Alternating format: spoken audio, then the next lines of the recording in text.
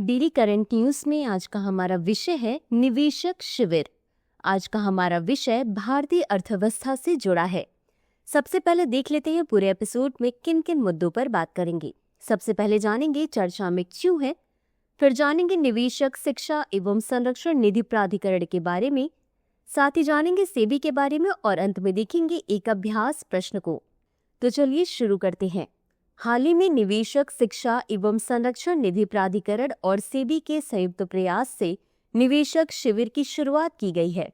इसका उद्देश्य निवेशकों तक पहुंच बढ़ाने और दावा न किए गए लाभांश और शेयरों को पुनः प्राप्त करने की प्रक्रिया को सरल बनाना है।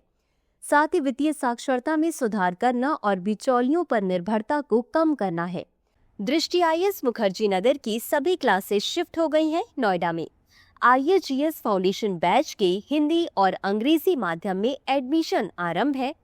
हमारा पता है C171/2 block A sector 15 Noida sector 15 metro station के पास। अधिक जानकारी के लिए संपर्क करें 8750187501 पर। आगे बढ़ते हैं खबर की तरफ। इस पहल में समर्पित हेल्प डेस्क की सुविधा होगी, जिससे निवेशकों को कंपनी के प्रतिनिधियों और रजिस्ट्रार और ट्रांसफर एजेंटों के साथ सीधे बातचीत करने की सुविधा मिलेगी। निवेशक इन शिविरों में KYC और नामांकन को अपडेट कर सकते हैं, दावे की स्थिति सत्यापित कर सकते हैं। इसके साथ ही वास्तविक समय पर शिकायत निवारण प्राप्त कर सकते हैं। अब जान लेते हैं निवेशक शिक्षा एवं संरक्षण निधि प्राधिकरण यानी IEPFA के बारे में। इसकी स्थापना साल 2016 में कंपनी अधिनियम 2013 के तहत की गई थी। यह निवेशक शिक्षा एवं संरक्षण कोष का प्रबंधन करता है तथा निवेशक जागरूकता एवं वित्तीय सुरक्षा को बढ़ावा देता है। इसका नोडल मंत्रालय कॉरपोरेट मामलों का मंत्रालय है। इसमें 7 वर्षों तक दावा न की गई राशि शामिल होती है, जिसमें अवैतनिक लाभांश, आवेदन राशि वापसी हेतु देय, परिपक्व जमा और डिबेंचर, फंड से निवेश पर ब्याज, सरकार या अन्य संस्थाओं से प्राप्त अनुदान या दान शामिल है। अब जान लेते हैं सेबी के बारे में। सेबी का पूरा नाम securities and exchange board of India है। इसका गठन 1988 में किया गया था और बाद में सेबी अधिनियम 1992 के माध्यम से इसे वैधानिक शक्तियां दी गईं। यह एक वैधानिक निकाय है जो भारत में प्रतिभूति बाजारों की देखरेख और विनियमन करता है।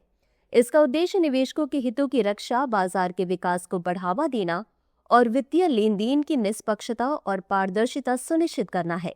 यह भारतीय वित्तीय प्रणाली की अखंडता बनाए रखने में महत्वपूर्ण भूमिका निभाती है। सेबी एक प्रभावी विनियामक ढांचा बनाए रखते हुए निवेशक संरक्षण और बाजार विकास के बीच संतुलन स्थापित करने का प्रयास करती है। इसी के साथ अंत में देख लेते हैं आज के अभ्यास प्रश्न को। निवेशक शिक्षा एवं संरक्षण निधि प्राधिकरण के संदर्भ में निम्नलिखित कथनों पर विचार कीजिए। 1.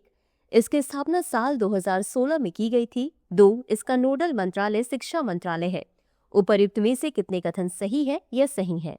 A केवल 1, B केवल 2, C 1 और 2 दोनों, D न तो 1 और न ही 2। इस प्रश्न का उत्तर कमेंट बॉक्स में जरूर दें। अभी के लिए बस इतना ही। धन्यवाद। डियर व्यूअर्स, अपने एग्जाम की तैयारी को और बेहतर करने के लिए हमारे चैनल को लाइक, शेयर और सब्सक्राइब करना न भूलें।